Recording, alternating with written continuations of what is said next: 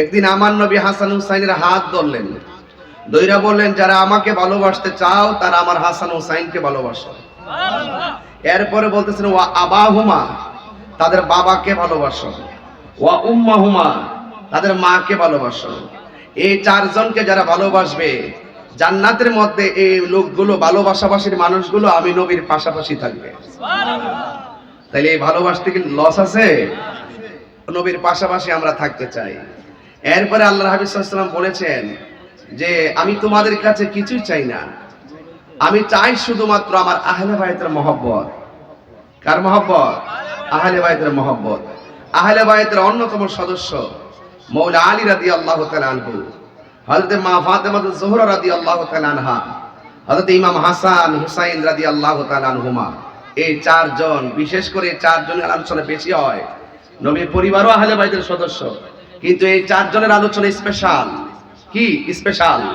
আল্লাহ রাসূল চারজনকে পাশে রেখে বলছিলেন, আল্লাহুম্মা হাউলাই আহলে বাইতি, এই চারজন হলো আমার আহলে বায়ত। কেন? এদের সম্পর্কে আল্লাহ পাক স্পেশাল আয়াত নাজিল করেছেন, রাসূল করিম সাল্লাল্লাহু আলাইহি ওয়াসাল্লাম স্পেশাল মর্যাদা বর্ণনা করেছেন। এই জন্য তাদের হাতেই জান্নাতের চাবি দেওয়া হয়েছে। জোরে বলুন সুবহানাল্লাহ। এদের সঙ্গে গাদ্দারি করে নামাজ পড়লে কাজ হবে না। সাহাবায়ে কেরাম বলেন, ইয়া রাসূলুল্লাহ, আমরা তো জানি কিভাবে আপনাকে সালাম দিতে হয়, আপনার উপরে কিভাবে দুরূদ পড়তে হয় এটাও আমরা জানি, আপনাকে কিভাবে সালাম দিতে হয় সেটাও আমরা জানি, কিন্তু নামাজের মধ্যে আমরা আপনাকে সালাম দিব, দুরূদ পড়ব কিভাবে? রাসূল বললেন, তোমরা পড়বা আল্লাহুম্মা সাল্লি আলা মুহাম্মদ ওয়া আলা আলি মুহাম্মদ। সুবহানাল্লাহ বলবেন না? শুধুমাত্র আমার উপরে নয়, আমার আলে বায়ত মানে আহলে বায়ত। এই আহলে বায়ত যা দেখতেছেন তাই কিন্তু, এটা কিন্তু খুব নতুন কিছু না, এটা সৃষ্টির রহস্য। এই রহস্য উদ্ঘাটন যাদের হৃদয়ে থাকবে না, এই হৃদয় কখনো আলোকিত হবে না। কথা বলেন ঠিক কিনা? এই জন্য আপনাদের কাছে অনুরোধ থাকবে, আহলে বায়াতের নামে যে মাদ্রাসা, এই মাদ্রাসার দিকে মহব্বত, আহলে বায়াতের প্রতি মহব্বত হয়ে যাবে। মারহাবা জোরে বলেন। মাদ্রাসাকে মহব্বত করবেন, জানে এবং মালে মহব্বত করবেন। আল্লাহ যেন কবুল করে, আমিন কন। ভাইয়ের আমার, শুধুমাত্র তাই নয়, আল্লাহর হাবিব সাল্লাল্লাহু আলাইহি সাল্লাম বলেছেন যে আমার আলীকে, আমার ফাতেমাকে, আমার হাসানকে, আমার হুসাইনকে যারা ভালোবাসবে তারা জান্নাতি হবে। তো রাসূল করিম সাল্লাল্লাহু আলাইহি ওয়াসাল্লাম কে মৌলা আলী রাদিয়াল্লাহু তাআলা প্রশ্ন করলেন, ইয়া রাসূলুল্লাহ, যারা আমাকে ভালোবাসে, যারা আমাকে ভালোবাসে তাদের ব্যাপারটা কি? তখন রাসূল করিম সাল্লাল্লাহু আলাইহি ওয়াসাল্লাম বললেন, তোমাকে যারা ভালোবাসে তারাও জান্নাতি। সুবহানাল্লাহ। মানে কতটুকু হিসাব নিকাশ।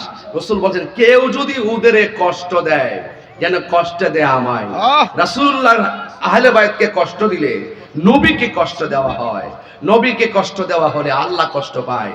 এই জন্য রাসূল বলছেন, মান আহাব্বা আলিয়ান ফাকাদ আহাব্বানি, যে আমার আলীকে ভালোবাসলো সে যেন আমি নবীকে ভালোবাসলো। ওয়ামান আহাব্বানি ফাকাদ আহাব্বাল্লাহ, যে এই ব্যক্তি আমার আলীকে ভালোবাসলো, আমি নবীকে ভালোবাসলো, যে আমি নবীকে ভালোবাসলো সে আমার আল্লাহকে ভালোবাসলো। ওয়ামান আবগাদা আলিয়ান ফাকাদ আবগাদানি, ওয়ামান আবগাদানি ফাকাদ আবগাদাল্লাহ, যে এই ব্যক্তি আমার আলীকে কষ্ট দিল সে যেন আমি নবীরে কষ্ট দিল, আমি নবীরে যে কষ্ট দিল সে যেন আল্লাহরে কষ্ট দিল। এই জন্য মৌলা আলীকে ভালোবাসা ইমানের অবিচ্ছেদ্য অংশ, পাকে পাঞ্জাতনকে ভালোবাসা ইমানের অবিচ্ছেদ্য অংশ। কোন সুন্নি ভাই পাকে পাঞ্জাতনের বিরোধিতা করতে পারে না। আরো যখন পারে না। এই জন্য যুবক ভাইয়ের আমার, আল্লাহর হাবিব সাল্লাল্লাহু আলাইহি সাল্লাম যখন নামাজে যেতেন, হযরত ইমাম হুসাইন রাদিয়াল্লাহু তাআলা আনহু, ইমাম হাসান রাদিয়াল্লাহু তাআলা আনহু, একজন এর ডান কাঁধে আরেকজন বাম কাঁধে এইভাবে বসে বসে প্রতিযোগিতা করতেন। আল্লাহর হাবিব হাত দিয়ে এইভাবে ধরে উঠতেন, আবার সেজদা যেতেন। নামাজ শেষ হওয়ার পরে আবার পিছন দিক দিয়ে টান দিয়ে এনে রাসূল পাকের উরু মুবারকে, কুল মুবারকে বসায় দিতেন। যদি বলেন না সুবহানাল্লাহ। তো এই আহলে বায়াতের প্রতি মহব্বত আমাদের দরকার আছে না নাই? একটু বড় করে বলুন, আছে না নাই? এই জন্য আমার যুবক ভাইরা, পায়ে হাত দিয়ে বলবো, জীবন অত্যন্ত সংকীর্ণ, যে কোনো মুহূর্তে আমাদেরকে চলে যেতে হবে।